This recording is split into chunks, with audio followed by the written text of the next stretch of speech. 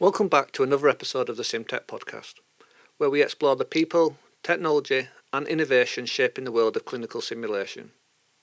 I'm your host Craig, and today we have a fascinating conversation lined up for you. Joining me is Oren, a seasoned paramedic who has taken his expertise to the next level as a director of a major simulation centre in Israel. We'll be diving into his journey from the life on the front line of emergency care to leading a cutting-edge training facility. He'll share his insights and challenges and rewards of running a large centre, the evolution of simulation in healthcare, and what the future holds in his field.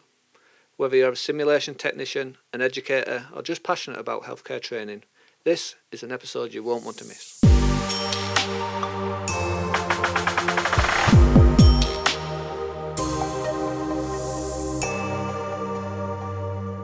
Hello and welcome to another episode of the SimTech podcast. Today we're going to be jumping back into the community to get to know some of its members. And today we're going a little bit more international than what I would normally do, and we're going quite far away. Would you like to introduce yourself and tell us a little bit about yourself? Sure. So first of all, thanks for having me. I think an international community of people working in simulation is an amazing thing, and we can always learn from each other. So my name is Oren. I'm based in Israel in Ben Gurion University of the Negev. I'm a paramedic by trade. Still do a couple of shifts a week, and I've started teaching in simulation more than 20 years ago. And about 10 years ago, I was asked to plan and build a new medical simulation center in the Faculty of Health Sciences. And we opened the simulation center about 2 years ago. So it was an amazing opportunity, to build the simulation center from the ground up, no building, everything, I mean, I am so jealous. I mean, I would love an opportunity to do that, realistically, cause I feel like I'm always picking up other people's problems and things like storage and, just the simple Exactly. things that you can tell that the person that planned this centre didn't really think about those kind of Yeah, issues. And, yeah, just having the opportunity to mess it up myself rather than picking up other exactly. people's problems. Yeah. Exactly. So amazing opportunity. And you talked about storage, and I'm not surprised because before planning this building, although I had personal experience teaching in simulation, I never planned a simulation building. So I visited a few simulation centers, especially in the States. And one thing, everywhere I went, I asked, what's the most important thing? What would you do differently? And the first thing that everybody said something about was storage. And in almost every simulation center I've seen, a few of the simulation rooms have become storage rooms. So in this building, by the way, we're using the metric system here. It's 5,200 meters. So I think it's 60,000 square feet. I'm not sure. It's a very big building. 25% of the building is storage. Wow. And still, we always have this problem where old ultrasound machines, old mannequins. It's a constant battle, but we have a lot of storage. So there's storage in every room. There's storage in every floor. There's a big warehouse. But anyway, we jumped into something specific because just it jumped. Well, I was Yeah.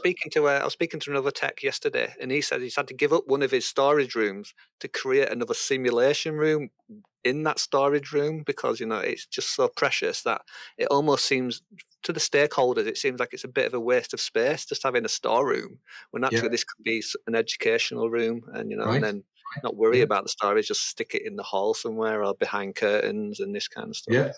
Yeah. So one of the problems is usually, especially in university, for example, this was the only simulation center that was built, and my challenge was convincing the people here why we need 25% storage.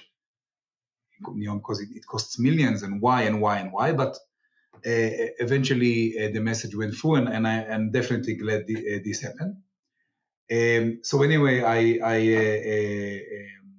I'm a graduate of the bachelor's degree in emergency medicine here in our university, and my other role in the university is the head of this degree, and emergency medicine, traditionally always has some connection to simulation, but we don't do only emergency medicine, of course. Here we have a big faculty of health sciences, more than 5,000 students. So we have a medical school, we have a nursing school, we have paramedics, we have a physiotherapist, we have any kind of pharmacist, any kind of medical profession. But specifically, the medical school, the nursing school, and the paramedic schools are the heavy users of the simulation center. And emergency medicine, which of course is my hobby and my passion, is a big part of it, but not just emergency medicine. I did a lot of. I have a PhD in health sciences, and I do a lot of research. That's actually my main goal in the university, and in the last few years, a lot of it is around medical simulation. So we can expand on research and how a medical simulation center can facilitate research and how it can develop a medical simulation center if you have research as part of its DNA. And of course, we have the challenges of university. This is a public university, so it's funded by the government. The healthcare system, the healthcare system here is very similar to the NHS. It's a public health system, so the challenges of public health system, the challenges of a public university, funding, all that stuff that anybody that works in the public sector knows. And we do some training for outside clients, I would say, but mostly it's for hospitals that are academically affiliated to us. The national EMS system in Israel is academically affiliated to us, so they do here training also. And we do some other stuff, ACLS courses, all that stuff that everybody knows and deals with, ATLS courses. There's a lot of capacity here. The volume of training is really staggering. What kind of team do you work with? Do you have a big team? No, of course not. It's a public university. So one of the things that even when planning the building, I knew that I would have manpower shortage. That was a given. So even things like, for example, we have dozens of simulation rooms, and let's say we have in the morning simulation, ACLS, and in the afternoon it's some pediatric course. So I knew that I would not have the manpower to start moving mannequins all over the simulation center. So the rooms themselves have storage for another mannequin. So the instructor sometimes can take the mannequin and the other mannequin. I don't need so many people on the logistical side, but it's always a challenge. So we have only 8 people, including me, working here. Again, for more than 5,000 students, it's a big challenge. And of course, we have instructors. The instructors come from the different academic disciplines, for the nursing department, for the medical school, or we have a pool of instructors that we use, and actors that we can use. By the way, we do a lot of point of care ultrasound, a lot, like more than 1,000 people a year, advanced training in point of care ultrasound for physicians, for paramedics, for physician assistants, for physiotherapists.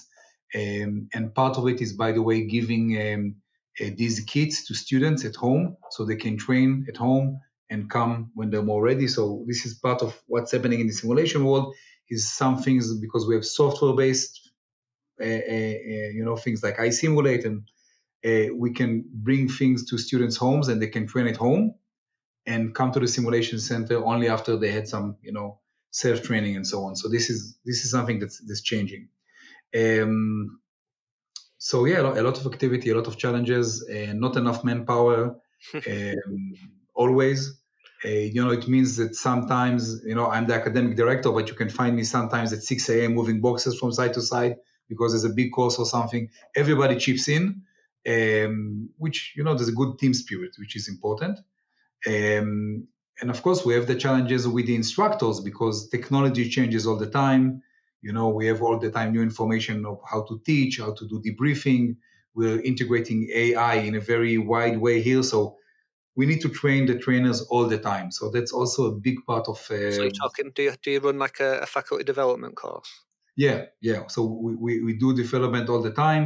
If you want to teach here, it's not enough that you're an amazing physician or an amazing nurse or paramedic. You have to, the basic training that we have here is a instructor course, which is 14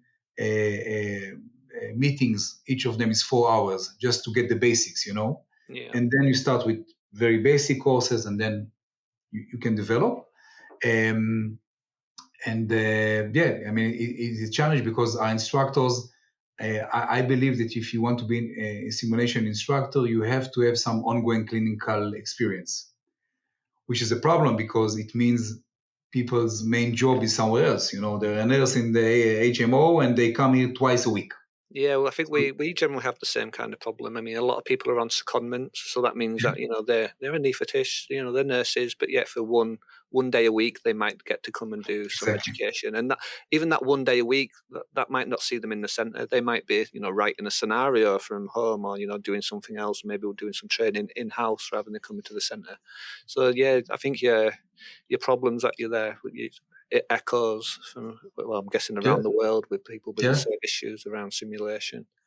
yeah, Um, definitely. yeah, it's although you seem to have quite a large centre. Did you say how many sim rooms do you have? We have 28 sim rooms. 20. Wow. And yeah, it's a big simulation. And we actually now have a problem with capacity because sometimes we don't have room. So Wow. so we're thinking how to expand to a different building which is nearby. We just did some overview of how to use our software and our hardware, and maybe you have to use a fiber optic. Another one, it's a complicated technical issue and spreading out into a different building. But we have to. I always try to think a few years ahead, Yeah, it's very because it takes sensible. a long time to plan such an expansion. Yeah, I Uh, mean, so you mentioned mannequins and so. What kind of mannequins are you using? Are you using a range, or do you use a specific supplier? So we did a shift a few years ago, which I was very hesitant about it, but I'm very glad that we did it. We used to use what is called smart mannequins, Hmm. and they are not smart in any way, by the way. Can't say I've ever And heard of them. yeah, and very expensive. And we started using sim bodies, which are, by the way, made in the UK, as you know. Yeah, like a Um, and the sim bodies and life cast, similar approach, very realistic mannequin, but yeah, it's completely stupid. It has no electricity inside, no electronics inside, and we use it alongside something like we use iSimulate specifically, but with a virtual monitor. yeah. And the advantages are much more relevant for us than the disadvantages. Hmm. Than using the smart mannequins with the tablets and the software, and there's so many problems with it. So we did this shift and we use Livecast and Symbolis right now. Of Yeah, course, I'm a we massive I'm a Mhm. massive fan of Lifecast. Yeah. Mainly because our centre, we're going through a little bit of a change where we're trying to step away from, the generic, large scale, high fidelity mannequins and trying to replace them with people. Unless, we maybe putting a tube down their throat or something, then we might Mhm. use a high fidelity mannequin.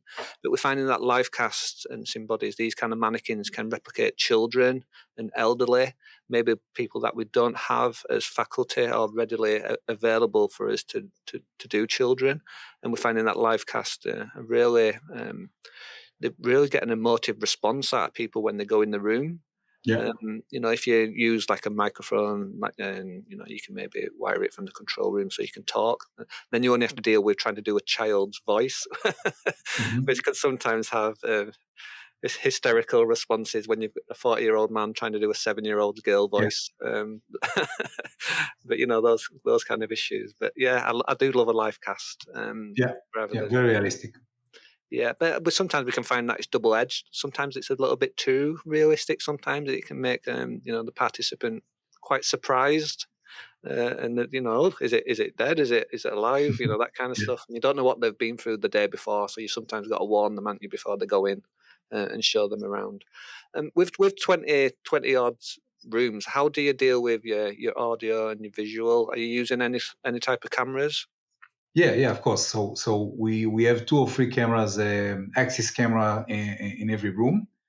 we actually have 58 beds. So because some rooms we have are set up like an internal ward medicine. So there's like 8 beds. So each bed has 2 or 3 cameras. So we have more than 100 cameras here, just for the beds, not taking into account the corridors and stuff like that.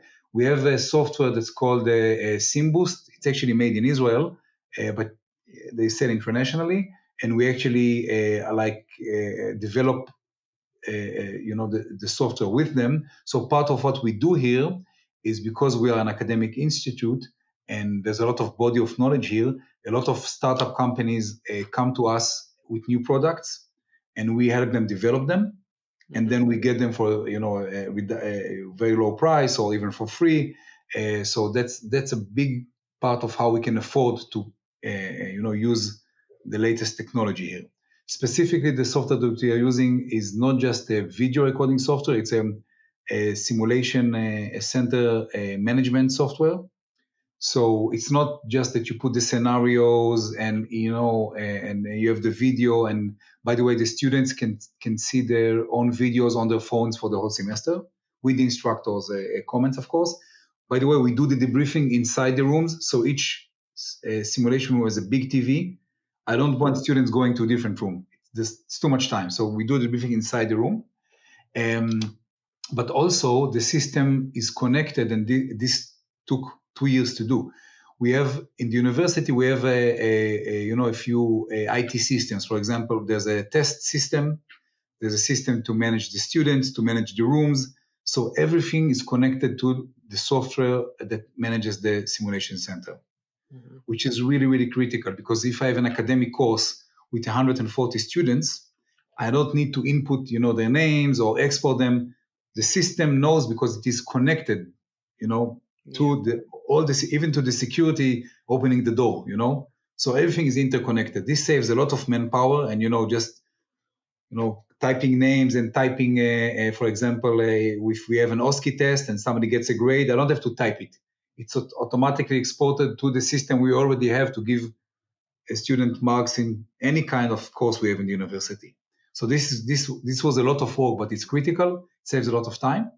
And of course, the video is really, really important. It's important. Video debriefing is important. It's important for the students to see it. And today with AI, it's becoming a really, really critical tool in my mind. So everything should be on video. And we're actually adding more cameras right now because of the capabilities AI is right now to do all kinds of stuff. So we are adding cameras. You mentioned that you have the students in the room while the simulation is going on. Yeah.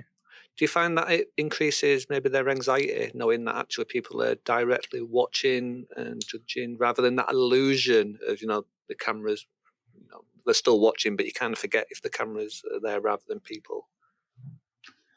Well, it's a complicated question. I don't have an answer for it because of logistical constraints. Let's say this is the way we do it. So we have a room. Let's say there's one student that's doing the scenario, and another 1 or 2 that are playing the nurse or the paramedic or whatever, and the other 5 students are sitting inside the room on chairs looking.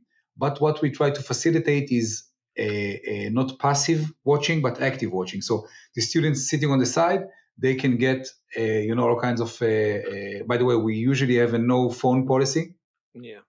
Okay, they can use tablets but not phones. But we ask them to sometimes to use the phones, because they can use them to give a feedback on what's happening in the room. Because I want them to participate, not just watching passively. Yeah. Of course, it's a complicated question. Even for students, young students. Doing mistakes while their classmates are looking at them, and then doing debriefing and talking honestly about what happened and your mistakes and so on. Maybe for students it's easier than professionals, but it's for everyone it's difficult to do. So we try to facilitate an environment with the instructors, of course, which are the most important part in any simulation, where it's a environment that encourages people, to speak freely and to talk about their mistakes, and to be a positive and supportive environment. It doesn't always work, but it's a culture of, and I think it's important because you train them that even in professional life later, being susceptible to feedback and being, doing self-reflection about what you did is an important tool in clinical life, in my mind. So Yeah, this is part of what you need to teach them. By the way, we also, something that we do, it's educational. They have to arrive 15 minutes before their training to arrange the equipment. The equipment is arranged. Okay, somebody takes care of it. But sometimes there's an IV catheter missing or some medication. There's a storage room in every room where all the disposables are there, and the students have to take care of it. It's part of their education. You have to make sure everything is, the equipment is there, that you know how the equipment works, and so on. So in my mind, the feedback and the criticism is part of what you need to deal with in real life. So let's do it in simulation also. yeah, absolutely. But Like you say, the you're setting them some good examples there of just maybe turning up early and preparing. So yeah, it's a good habit to get into.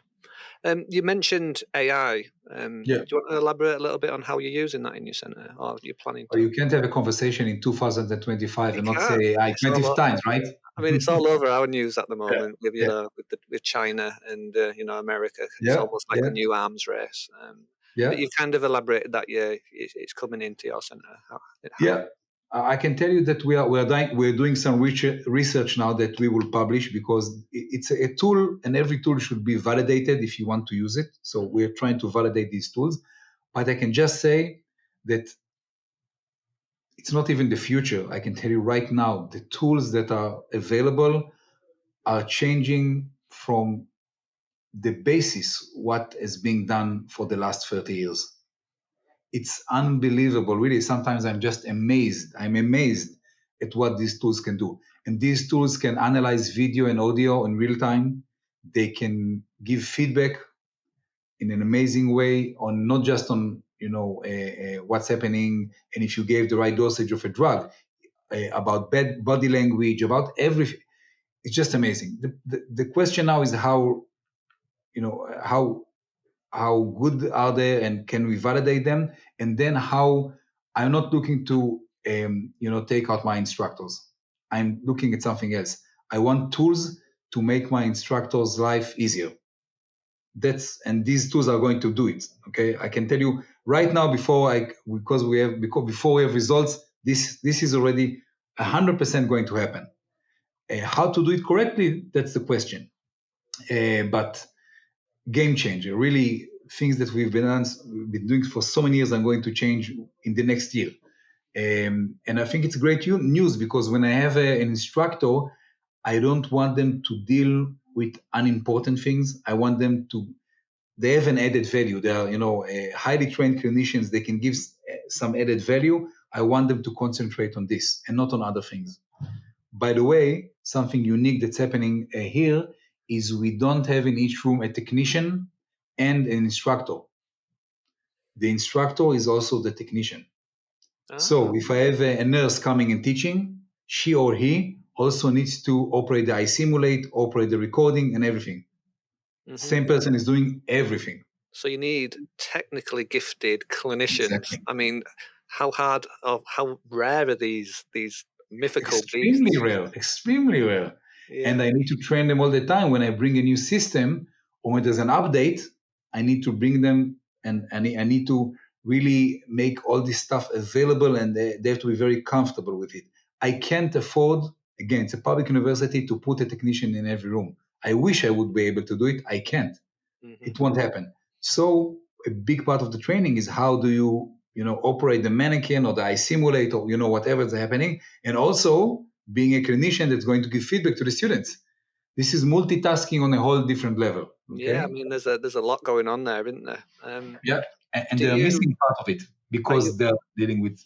are you part of the interview? Do you interview for this specific job role? Then is it this part of their job description, or is it? Yeah. Of course. So You have. when you're interviewing them, you've got to see not only are they clinical, but you've got to see if they've got Yeah. kind of technical knowledge as well to figure Exactly. out those kind of Yeah. things. Yeah. And some people are more, they have more technical knowledge. They're good with computers, and I think for every job today, you need to have some technical ability, and to be good with computers and so on. But this is on a different level.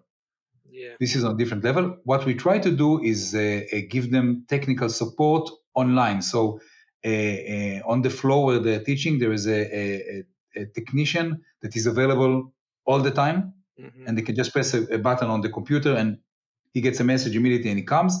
So they know there is this backup, and somebody can help them.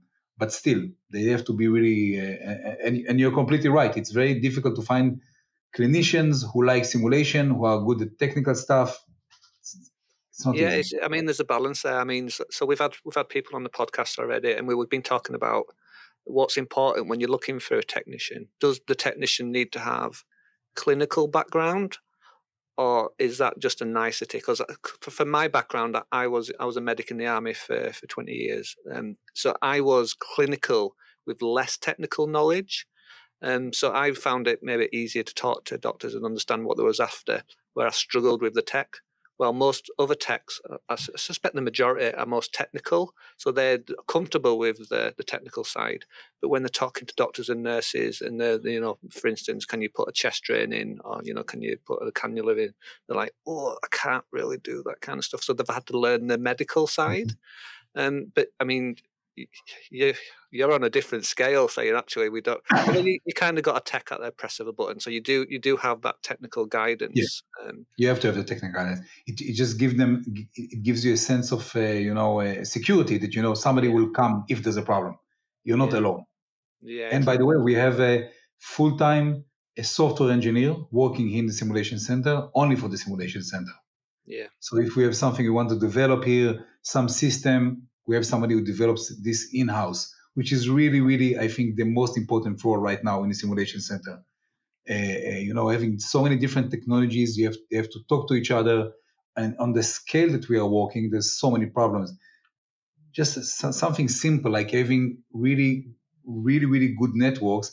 We have, I think, 18 AI simulate devices that can work at the same time. 18. This is a problem on networks. Okay, it's a problem. They disconnect. So you need to have like a really, really, really good, technical ability in-house. I don't want to rely on somebody coming when I call them. I want them to be here and to be able to solve the problems. I mean, he sounds like a very, very busy guy. Sorry? He sounds like a very busy guy. Yeah. He's busy all the time, and it's creating things. And by the way, it was very difficult to find somebody because there is no one on the shelf with this kind of knowledge. No, of course not. So again, no clinical knowledge, But by the way, what I do with people who don't have any clinical background here, I take them to shifts in EMS, to ride-alongs. Yeah. Just so they can understand. And it's very important because even the guy that, arranges the medications in the room, when he knows that what he's doing will help train clinicians and he sees what they do in real life, it gives them a whole different sense of purpose. It's doing something that's important. Yeah, like you said, maybe we take it for granted. Sometimes when I'm talking to maybe an apprentice or a younger tech, sometimes the terminology that we use, maybe some abbreviations or acronyms, and you can just see the glazed look in their eyes sometimes when you're trying to tell them stuff. And we try to encourage them, just ask questions if you don't know, especially if it's on the clinical side. Yeah. But most of the techs that we have, I don't think we could ever get them into a clinical setting for, governance and the rules around that kind of stuff. But it would be great to get them some kind of a clinical ride along in the back of an ambulance, or maybe just shadow a doctor for a day and actually see what it's like on the wards. Because these people are trying to replicate, simulate a ward environment. They've never stepped on a ward in their life. They've never seen a real patient. And how can you ask them to replicate, a wound or an injury, because they're only learning from like television. They're only learning from poorly replicated injuries, and that's where they're drawing their source from. It's cool that it's really opened my eyes actually, because I was kind of thinking, how do you organize 20 odd simulation rooms? I mean, do you have maybe 20 techs per room? No, we have only possible. I can actually lay out for you if you want who are the 8 people who work here. So We have me, I'm the academic director. We have a person who manages the simulation center. By the way, he's a paramedic also. We have the chief instructor, which is and he's also a paramedic. We have a paramedic mafia here, okay? Yeah. And we have another person that deals with the scheduling and all that stuff. And then Administration. we have one person in the storage room preparing kits. We work in kits, like in a hospital. So every room has a lot of equipment built in. But if you have something special, they just get a kit. Yeah. So he's in the storage room all the time. Huge storage room, by the way, huge. And we have two technicians, arranging the medications, the mannequins, and so on. And we have somebody just taking care of the building. So it's not a lot of people, but because the building is set up in a way that helps us not move all the time and stuff like that, it's important. And again, the logistics are really critical. By the way, we use real medications. So when a student needs to break adrenaline ampule, it's a real adrenaline ampule. Everything is real. We use real equipment, except scheduled drugs, which of course we Yeah, don't of course. keep here. But all the other stuff, if a nurse needs to mix some kind of a drug, it's the real thing. We have a huge pharmacy here. We buy real drugs. Everything is real. I want them to have the smell. You know what? Everything has to be like the real thing. And we do high fidelity simulation. So if you do a trauma code, the mannequin is going to bleed. We have a huge room that is waterproof, so you can do bleeding and stuff like that. And if you need to do an IO, you'll do an IO, and there's bone marrow. And if anything that you need to do is going to be as real as it can be, because this prepares them to the real clinical life. Putting a stethoscope on a mannequin and saying, okay, what did I hear? Then you arrive in a real patient, you're not going to put the stethoscope in the right place because you didn't train like this. Or if you're going to say, okay, I need adrenaline, okay, I have an adrenaline. No. If you need an adrenaline, it means somebody is going to find the ampoule, break it, take a syringe. This takes time. And if you're training not correctly in simulation, when you arrive in real life, it's going to be very bad. So you want the training to be as close as possible to real life. That's really important, especially if you're talking about people who are not professionals. Okay, so students, when you're building them as professionals, you can't build them and give them the wrong idea. If you bring physicians and paramedics, that have 10 years of experience, maybe you can cut some corners, okay, because they understand the reality. But for students, it will be very bad if you teach them, bad manners from school. Yeah. Well, shame you're so far away, because I would love to come and have a little look at your center. It sounds You're always welcome, and we have guests all the time. yeah, I mean, Seriously. it sounds amazing, because we live in a very small centre. We operate one or two sim rooms, and I suspect most people does. But as far as I can tell from what you've told me, it's probably the largest sim centre I've ever heard of. And yet your staffing is very small for such a big place. So Yeah. you must have some amazing staff working for you. Yeah. Which probably do a credit for you. Running around putting out all kinds of fires, I suspect. I'll tell you, I can tell you, just as my approach to dealing with people and staff. My approach is I have 100% trust in people who work here.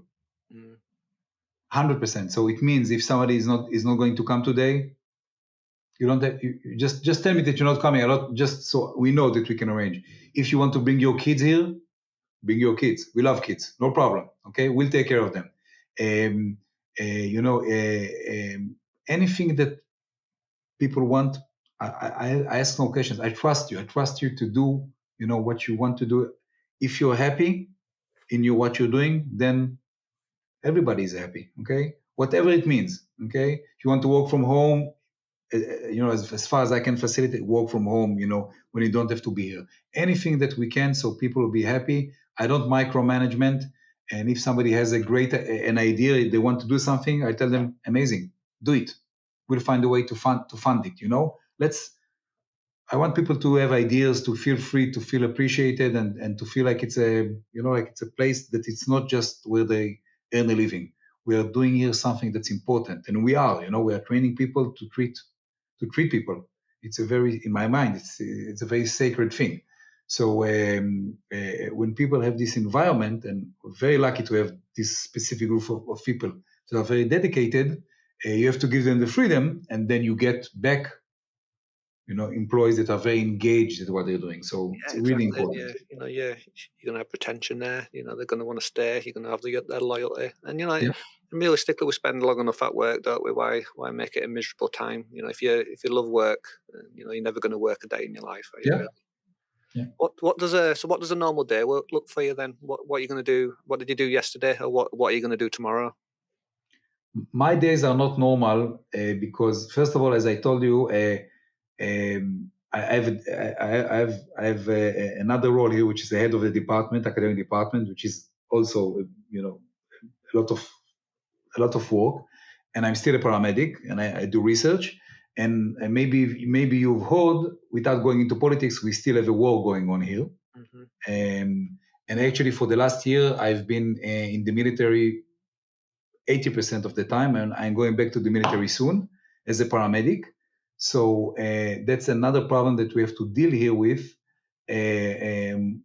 Most of our staff are on military reserve, and a lot of our students. So it means somebody can just disappear for a few months. That's what's going to happen with me right now. Okay. So that's a big challenge in, planning ahead, because some of the instructors are just, I get a phone call. I've been called. I will not be here for 3 months. Wow. Okay. So, and it happens with almost everybody, ages 21 to 50. So and everybody's a medical professional. So almost everybody uh, is in this story. So that's a huge thing. Usually I come, if I'm not in a shift, I come to the office, and I try to come early and start, first of all, to do something that's connected to research before, the classes starts, and, we have to deal with problems. And then one of my roles here, I try less to deal with the day to day, and more about, that's in my mind, the role of an academic director, more about development and what can we do next, and how can we improve what we're doing, and doing cooperations with different hospitals and EMS and stuff like that. So that's a lot of what I deal with. How do we do, new things here? How do we develop our team? How do we do more courses in simulation for the medical school? So that's what I try to deal with. And again, research, I try to, to make it, deal with it as much as I can. And always there's problems. So there's always problems, as you know. Okay, always something to deal with. It's a technical problem, it's a scheduling problem, it's, some kind of catastrophe happened, something's not working, somebody's not coming. So we have to deal with it all the time. The good thing I can say that's happening here, because of people are so dedicated, is a lot. We all know most of what other people are doing here. So Yeah, I if was they going to move say the there, same thing, because if you're going away for 3 months, yeah. I mean, does that make you vulnerable as a centre, or is there someone ready to step up and go, actually, because everybody knows each other's jobs here, it's not that big a problem? So every person has you as a substitute. I mean, everybody, you can change them, but everybody has a unique role also. It's also, we have somebody that's pregnant. So same thing. So yes, we have this flexibility, and people can accommodate each other. But it has its price. It has the personal price, which I'm not going to talk about, but it has also the, on how things work here, and the demand on other people is, much more, it's much more demanding for people who stay, because they have more work to do of, other people. But again, because of this, because we built this redundancy in the system, I can say, and people know, if the multimedia technician is sick or is in the military, and there is a test, I know how to run the system. Okay, I can do it. It's not maybe something that I do every day, but if I need to, I know how to do it. And so, there's redundancy, but it's challenging. It's challenging because we have only 8 people, because of the war, we have all these challenges, and because we are very I would say creative maybe, or this is something that's very in the Israeli society. It's very common. People are very first of all, it's a very informal. It's very different from, let's say, England. Okay, I've been to England many times, and it's very informal. So nobody would call me doctor, and the students call me by my first name. And you can see I'm teaching with a t-shirt. I'm not wearing a suit. It's very informal. It also means that somebody that's maybe, just started working here, or a student just starting learning here, can come to me and say, listen, maybe we should do this and this. Maybe we should change this. I have this idea. It's very common for people, and we encourage this. So what it means is things change all the time, which is in one way, it's very good because you always develop and it's always interesting. On the other hand, it's always challenging. Yeah. Because the software just updated, we added some different module, we are everything all the time changes, so it keeps things interesting, but it's like there's almost no stability in a way because things are changing. So Yeah, it's well, interesting. change is good in it. Sometimes it can lead to a lot of frustration and Yeah, errors, but you're never going to grow if you don't roll with these changes. And it yeah, sounds like you've got that kind of culture, where you're yeah, happy to take with. And you mentioned that you got kind of a flat hierarchy there. Everyone's first name basis, and I think that's yeah, brilliant as well, especially within. Well, it's important within healthcare, isn't it, that people feel confident enough to speak out. Otherwise, hmm, things get missed, don't they? yeah, Yeah. yeah, So you've said that you've been a paramedic for a long time, and you're a yeah. group of paramedics. Hmm.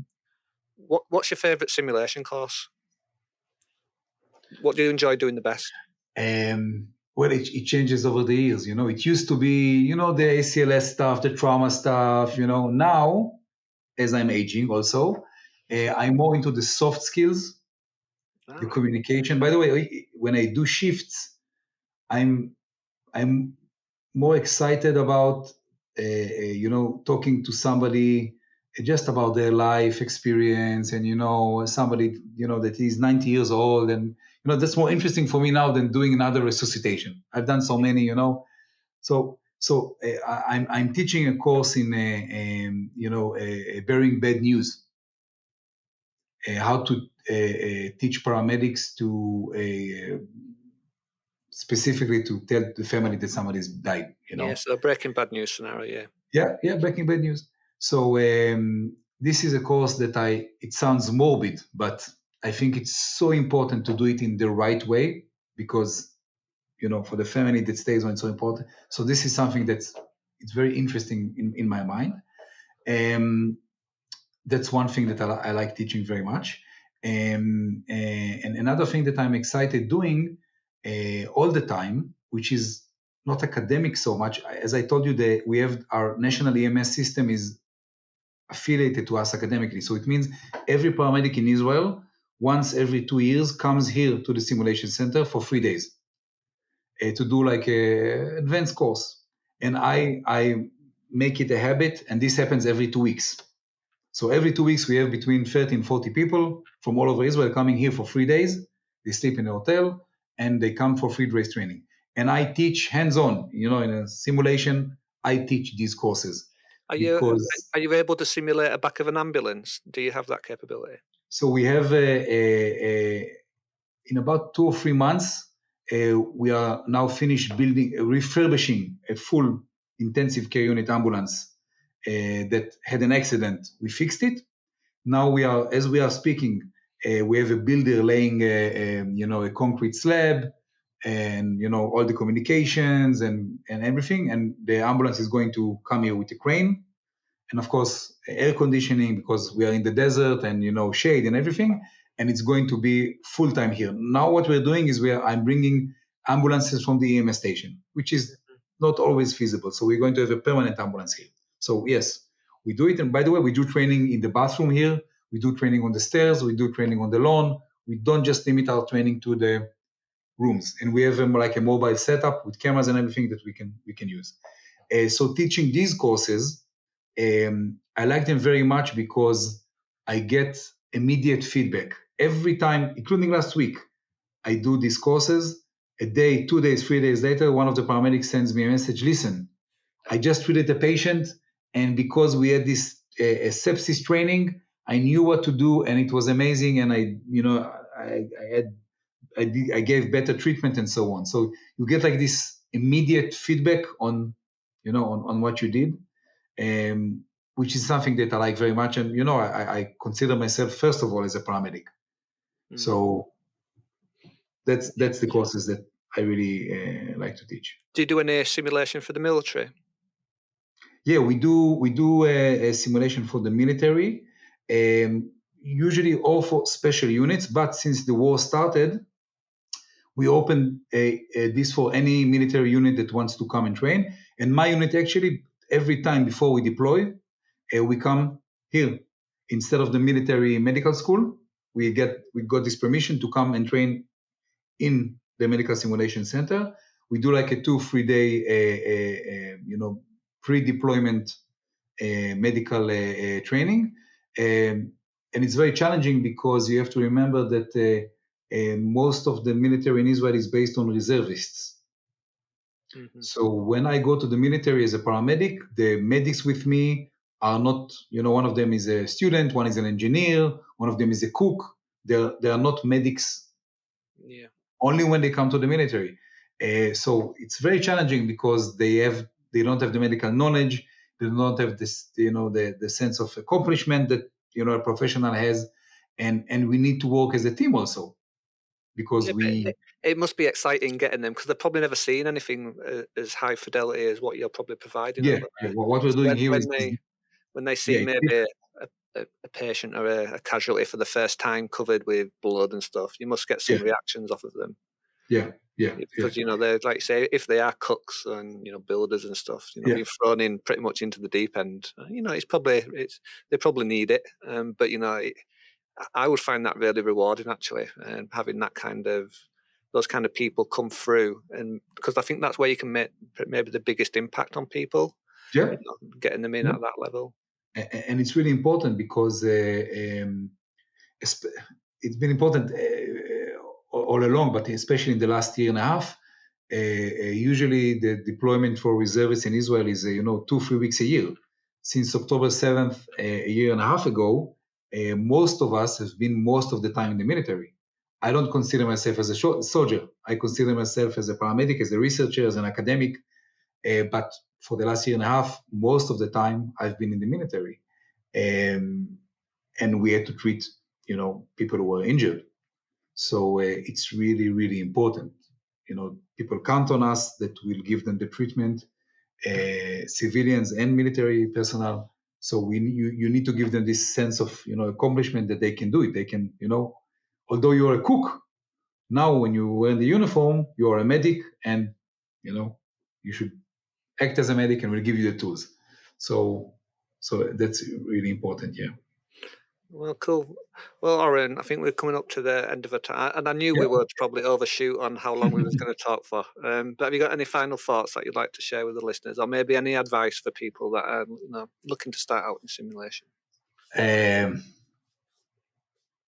don't want to give advice. I can just say that I know from knowing simulation people from all over the world that everybody that's dealing with simulation are usually very passionate about what they're doing. So understand how important what we are doing is. So I would like to first of all thank everybody that's doing it, because it's such a difficult job wherever you are. And again, thank you for trying to bring us together, because I think everybody can learn from everybody. Everybody has we have the same challenges, but maybe somebody has a different solution. Maybe somebody you can learn from them, and you can learn from everybody. So I think sharing knowledge is really, really important. And if anybody would like to reach out to you, Oren, and get in touch with you, what's the best way that they could get hold of you? You can email me you can email me, or you can go to my university website. Just Google my name. You can find a way on LinkedIn or whatever. And if somebody is around and wants to come and visit and do a tour here, we do tours every day. So, well, I'll see if the NHS will stretch me a flight. All right, Oren. Well, thank you very much, and I hope you the best and the safest couple of months that's up and coming for you. Thank And you. maybe you can come back on and tell us how it all went at some point, and have a little Sure. bit of chat. All right, Oren, thank you very much. Thanks, Greg. Bye. And that wraps up another episode of the SimTech podcast. A huge thank you to Oren for sharing his incredible journey from working as a paramedic to leading a large simulation centre in Israel. His insights into simulation, leadership, and the future of healthcare training have been truly inspiring. If you enjoyed this episode, don't forget to subscribe, leave a review, and share it with your fellow SimTechs and healthcare professionals. Got any questions or thoughts? Please contact me or leave a message and I'll get back to you. Until next time, keep pushing the boundaries of simulation and making a difference in healthcare training.